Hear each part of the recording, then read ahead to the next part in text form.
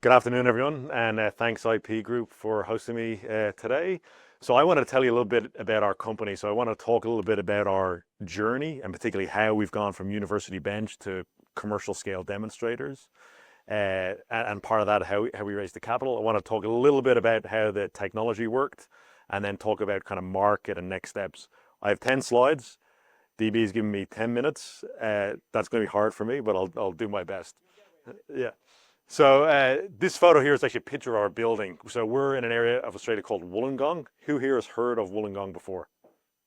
Oh, great. Okay, that's probably spoiled my first slide. So Wollongong is far from here. Uh, we're about 70 kilometers south of Sydney, and it's actually a really old industrial town. Australia's oldest steelworks is in Australia, so it's really great place to have a business that physically builds stuff. We've got an ecosystem there of people that help us make things. It's also near the beach, which is another nice selling point. And we believe we have all the right ingredients here to really change the world and create an era-defining company. So a headline for us, which I'll talk to a little bit of the technology, is we've got this very high energy efficiency electrolyzer. We need to use 20% less energy to make hydrogen than any other electrolyzer in the world, which is really game changing. We focused from inception on how to volume manufacture this device, and I'll touch a little bit about that. That's really about the team and how we've approached the supply chain. We got really great market traction, which I'll describe. Right capital partners at the right time has been a really important feature of our story. And then I've got a really outstanding team and culture.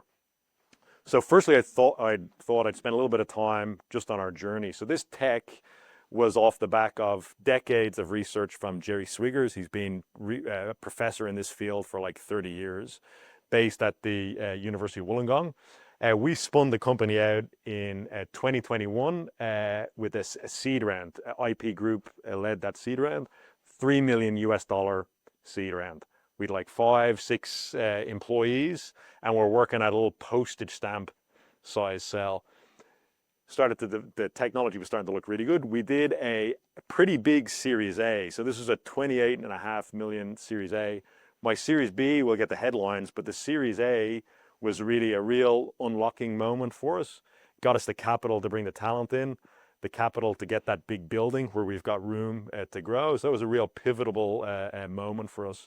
And then last year we raised a really big Series B, $111 million US, and that's enabling us to scale even further and get systems in the field with customers. Here's a little video of the building to keep you focused on. So this is our building here. Lunch tables are down by the beach, so we've got a highly motivated team, but really great investment round we brought together. So we had a Series B, was co-led by Temple Water. That's a Hong Kong-based private equity and venture firm. BP, British Petroleum, major contribution from IP Group and Kiko. And then really proud of the strategic investors we've been able to handpick to bring with us along for the journey. So I mentioned BP. We're also working with Twin Tower Ventures, which is the venture arm of Petronas, which is Malaysian oil and gas. POSCO, which is Korean steel. POSCO is actually Australia's biggest customer. They import a lot of Australian iron ore and metallurgical coal. We're working on the coal part by using hydrogen. And we also work with Vestas, which is a Danish wind turbine company. So really great mix of strategic and financial might to take us on this journey.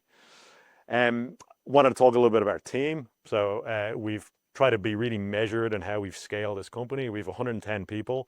We're pretty much all engineers. We're physically building product.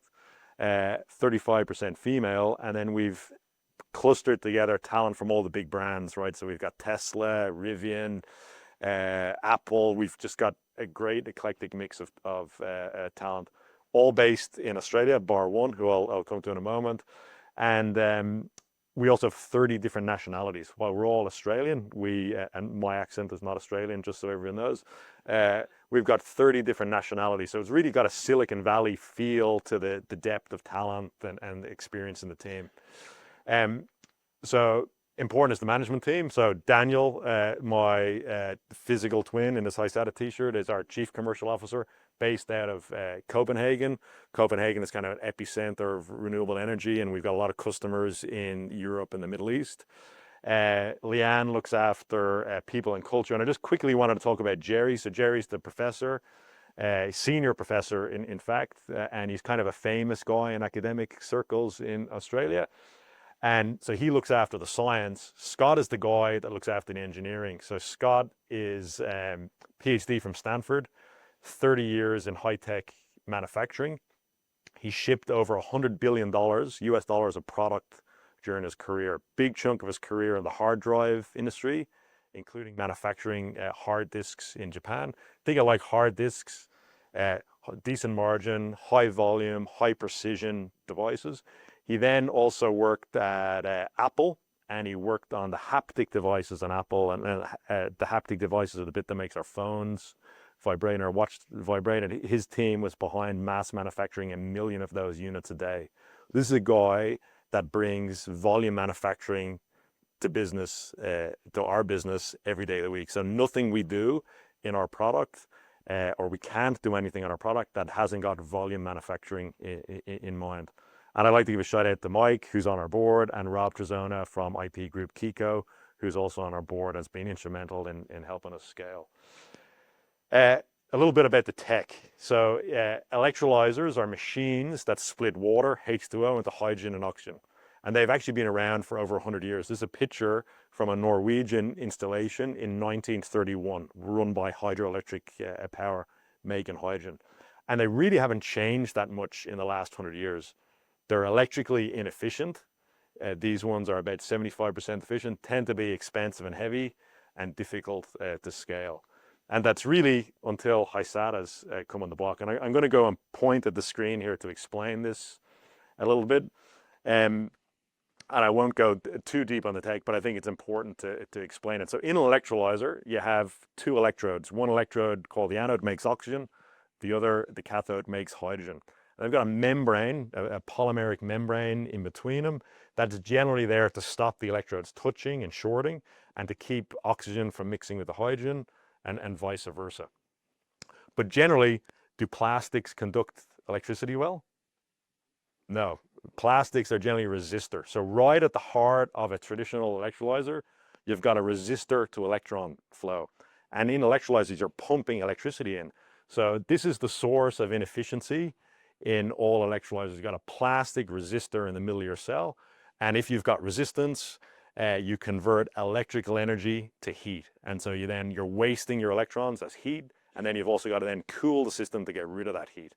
So knowing that was the problem, Jerry and his team reimagined what we could do with an electrolyzer. So we've got also a polymeric membrane, but it's highly porous. So it's actually got 70% open area, and it acts like a sponge. So it's hydrophilic, it likes liquid, and we just have a small reservoir at the bottom of the cell, and the liquid naturally travels up this membrane, just like sticking a sponge in your sink at home. And that does a few pretty profound things. Firstly, it's now filled with conductive liquid.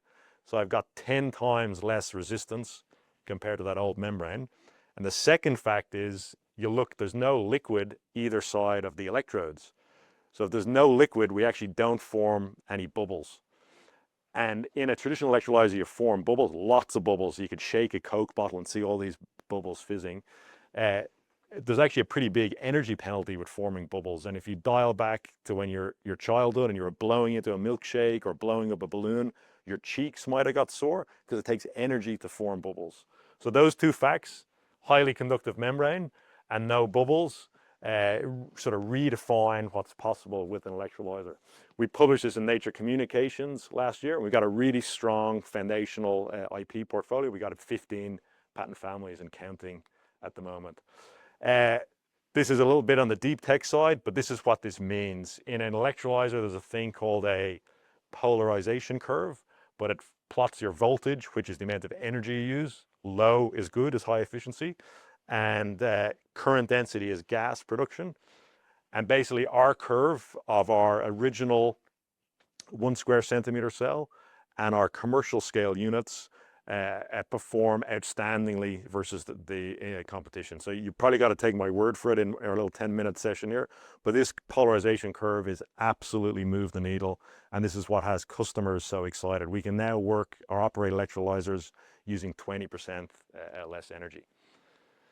And how this translates to value creation for customers is kind of plotted on this graph. This chart or table is relatively complex, but this is for a 1,000,000 tons per annum green hydrogen plant. Today, the world already uses 100 million tons of hydrogen, all coming from natural gas. This is a 1,000,000 ton per annum plant.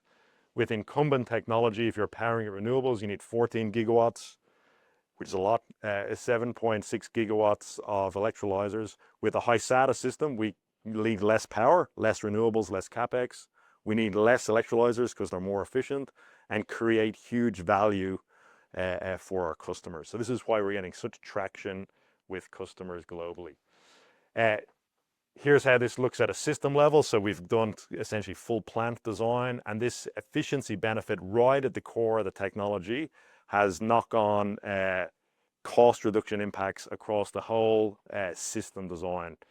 I probably won't, in the interest of time, I probably won't go into the detail on this too much, but basically we've been able to not only improve the efficiency, but slash cost in the capex of the system. And when you're buying an electrolyzer, you want something that doesn't use a lot of energy, we win, and you want something that's relatively well priced, and we win on that part of the equation as well. I just thought I'd touch a little bit on the green hydrogen industry. So there's been a lot of breathless reporting on how bad the green hydrogen industry is.